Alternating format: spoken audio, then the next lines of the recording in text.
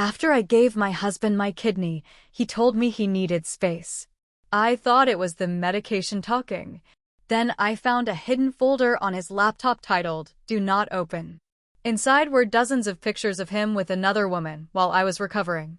I sent them to her with a note. "That kidney you're lying next to? It was mine first." Then I filed for divorce and billed him for the hospital stay. My name's Abby. I'm 39. I grew up and lived most of my life in Dayton, Ohio. It's the kind of place where you know your neighbors and your neighbors know your business. That's how I met Jason. He wasn't anything fancy, worked in IT for the city, wore cheap polos and drove an old silver truck that barely started some mornings. But he had the smile, big and easy, like he had no real worries. When he laughed with his whole body. That got me. We dated fast, married faster. I was 28 when we said "I do" in a little courthouse, standing in front of a judge who looked like he would rather be fishing. I wore a simple white dress from Kohl's. He wore khakis and a button-down. We were broke, but we were happy. Or so I thought. Fast forward to 2 years ago. Jason's health had been getting worse for a while. He brushed it off like he always did, but eventually he couldn't ignore it anymore. He was tired all the time, pale, losing weight. He finally went to the doctor. The news wasn't good. Stage 4 kidney failure. It hit him like a truck. It hit me worse. I still remember the night we came home from the hospital after hearing the news. He sat in the dark living room, staring at the floor. I sat next to him. We didn't talk. We just sat there. I put my hand on his back, and he leaned into me like a kid. The next few weeks were hell. Dialysis, specialists, blood work. Jason's family was supportive in that they showed up with casseroles and advice, but bailed the minute things got hard. None of them were a match. Not his brother, not his cousins, not even his mom. I didn't even think twice. I got tested. 2 weeks later, the hospital called. I was a perfect match. I cried when I heard. Happy tears. I felt like God was giving me a chance to save him. When I told Jason, he grabbed my hands and said, "I don't deserve you." Maybe he was right. The surgery was brutal. Not just the surgery itself, but the months leading up to it. Tests, more tests, blood draws, paperwork, psych evaluations. They make sure you're mentally fit to give up a part of your body.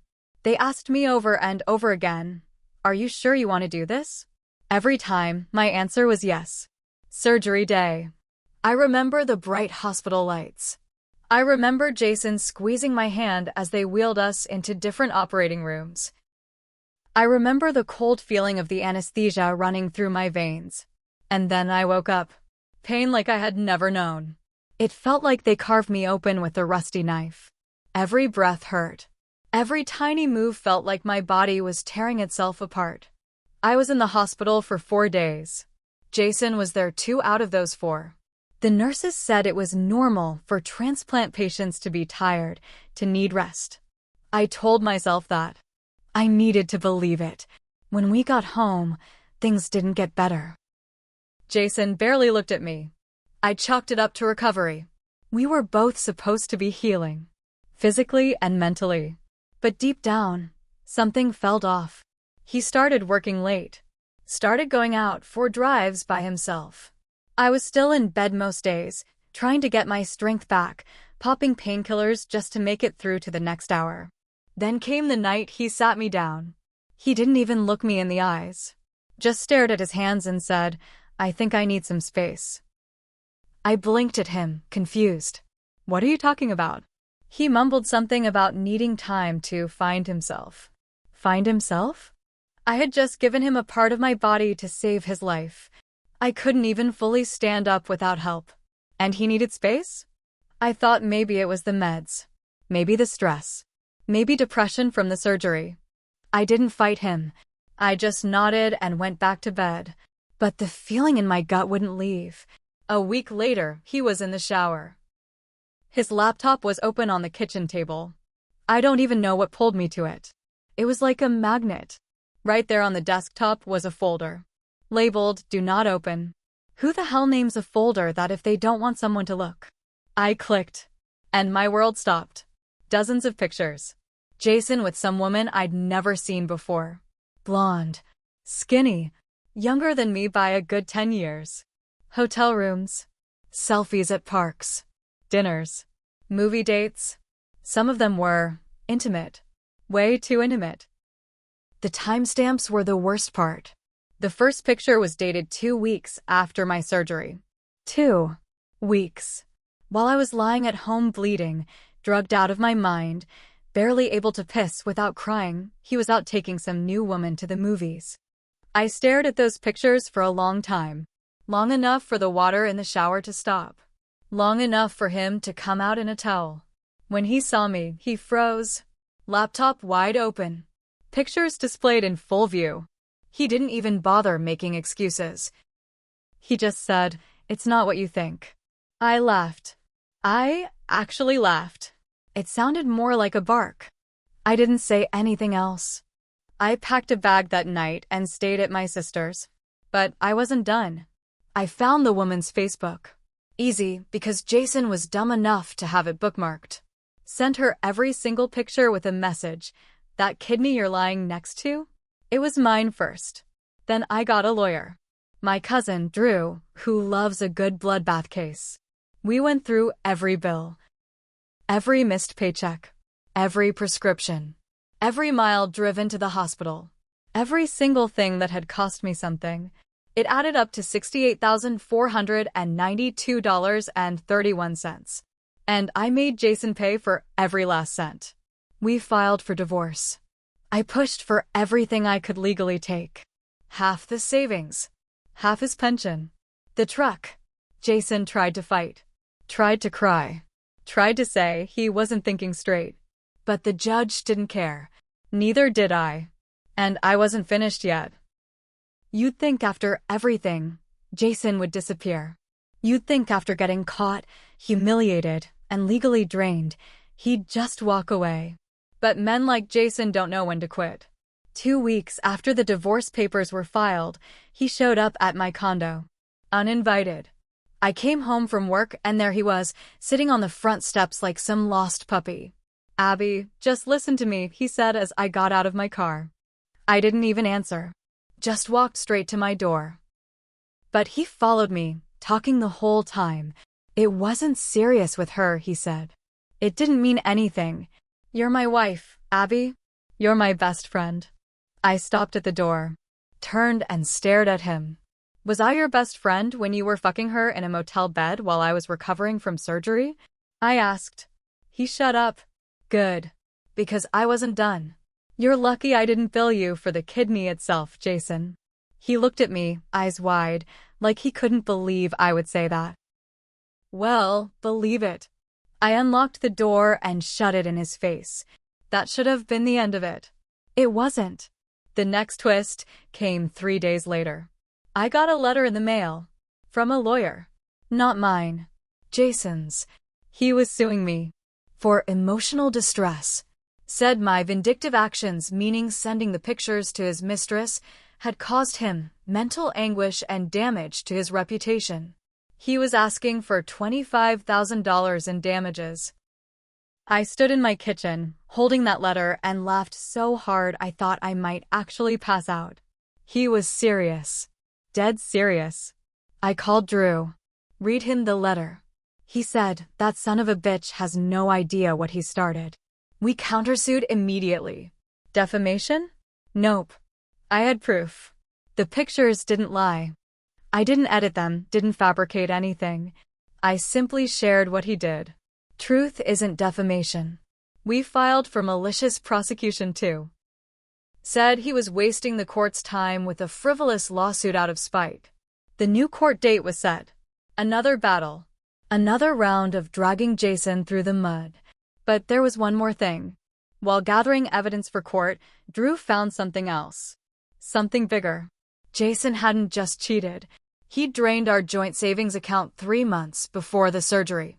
Over $15,000. Gone. Spent on hotels, flights, dinners, gifts, Not just for the one mistress, but two. There was another woman. Someone named Ally. Even younger. Even dumber. He'd flown her out to Chicago for a weekend while I was still in the hospital. And it got worse. Some of the money he stole was from the donations people had given us to help pay for medical expenses. Friends, neighbors, even strangers from a GoFundMe we set up. He spent charity money on his side pieces. When Drew showed me the bank statements, my hands were shaking. Not from sadness. From rage. Jason wasn't just a cheater.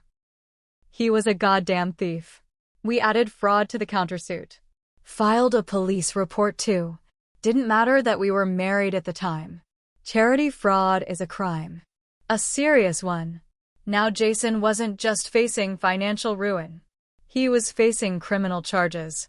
News spreads fast in a town like Dayton. Especially bad news. Especially when you're a snake who spent charity money on motel rooms. It didn't take long before people found out what Jason had done. A few friends who had donated to the GoFundMe were furious. One of them, Kelly, who used to be one of our closest friends, posted about it on Facebook. Tagged him. Laid it all out in plain English. Within a week, Jason lost his job at the city. They called it conduct unbecoming. I call it karma. He didn't just lose his paycheck. He lost his health insurance. Good luck paying for anti-rejection meds without that, asshole. But that wasn't even the worst part for him. Turns out, the blonde girl, the first mistress, didn't like being dragged into a public scandal. She called me one afternoon, out of the blue. Her voice was shaking. At first, I thought she was going to yell at me. But she didn't. I didn't know, she said. I swear to God, Abby, he told me you two were separated. He said you moved out. I didn't answer right away. She kept talking. He told me you cheated on him first. That's why he needed the kidney. Said you felt guilty and gave it to him to make up for it. I almost dropped the phone. The audacity. The absolute insanity of it. She wasn't finished. She offered to testify in court. Said she had texts, screenshots, even receipts showing he spent GoFundMe money on her. She wanted nothing to do with him anymore. Wanted to clear her name. I told her I'd be in touch. Meanwhile, Jason was unraveling. First, his car got repossessed. Then, his second mistress, Ally, started posting screenshots of his messages to her, trying to explain why he couldn't afford to fly her out again. Crying poor to a girl while spending other people's charity money.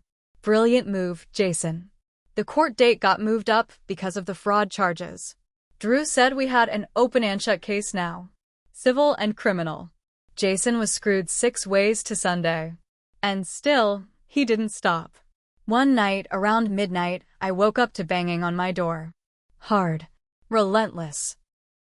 I looked through the peephole. It was Jason. Wild-eyed. Drunk. Screaming for me to let him in. I called the police. Waited with the phone pressed to my ear while he kept pounding. When the cops showed up, he tried to argue. Said he just wanted to talk. They weren't buying it. They arrested him for trespassing and harassment. I filed for a restraining order the next morning. Drew called me a few days later. Said there was an anonymous tip to the police. Something about Jason forging documents at his old job to approve overtime he never worked. City was opening a new investigation. If it was true, it could mean embezzlement charges on top of everything else. I didn't even know what to say. It just kept getting worse. Every time I thought it was over, another skeleton fell out of his closet. And still, part of me felt stupid. How could I have missed it? How did I spend a decade loving someone who turned out to be this disgusting? I thought about the kidney sometimes. Still do. It's inside him. A piece of me, keeping him alive. I hate that. I hate it more than anything. But then I remind myself, that kidney? It's just an organ. It doesn't mean he owns me. It doesn't mean he wins. The day of court finally came. It felt like the air was heavy. Like the whole city was holding its breath. Jason showed up looking like hell. Pale, thinner than I'd ever seen him. Suit too big for him. Eyes bloodshot. Hands shaking. The courtroom was packed. People I didn't even know showed up just to watch it happen. Small towns never forget a scandal.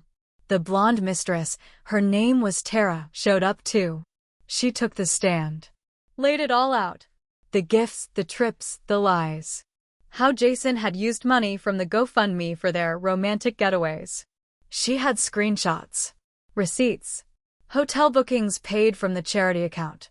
Jason tried to interrupt. His lawyer kept pulling him back by the sleeve. But it was too late. When the judge finally spoke, the courtroom was dead silent. He called Jason's actions a gross betrayal of public trust and a calculated abuse of those closest to him. Jason was found liable for every cent he stole. He was ordered to repay all the GoFundMe donors, plus penalties. He lost the lawsuit he filed against me. Had to pay my legal fees too. But it didn't stop there. The criminal case moved fast after the civil one. Jason pled guilty to charity fraud and embezzlement from the city job. Got sentenced to 2 years in county jail, no chance of parole for at least 18 months. The day they cuffed him and walked him out of that courtroom, he looked at me one last time. No anger. No hate. Just hollow. And I didn't feel sorry for him. Not one bit. But here's the part one didn't expect.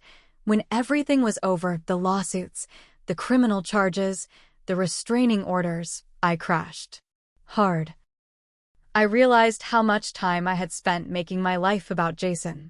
Not just during the marriage, but even after. Every day was about fighting him, proving he was wrong, getting back what he owed me.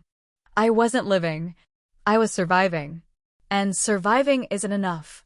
I went to therapy. At first, I sat there angry. Told the therapist everything Jason did. Expected her to agree, to tell me how awful he was. She did. But she also looked me right in the eye and said, "Abby, you need to take some responsibility too. You ignored the red flags. You put him first even when it cost you. You kept giving to someone who never gave back. You can't change what happened. But you can change what you allow next time." It hit me like a slap. She wasn't wrong. I had made mistakes too. Not by giving him my kidney. Not by loving him. But by loving him at my own expense. By ignoring my gut when it screamed at me that something wasn't right. By staying silent when I should have fought for myself. Never again. I sold the condo. Moved 3 hours away to a small town outside Columbus. Started over. New job, new friends, new life. I got a tattoo across the scar on my side. Simple black ink. It says, "Every time I look at it, I remember." Jason is still rotting in county jail. Last I heard, he tried to get early release because of medical hardship. Judge denied it. Said he could thank the woman whose kidney he abused for keeping him alive long enough to serve his full time. And as for me, I'm not angry anymore. I'm not sad either. I'm free.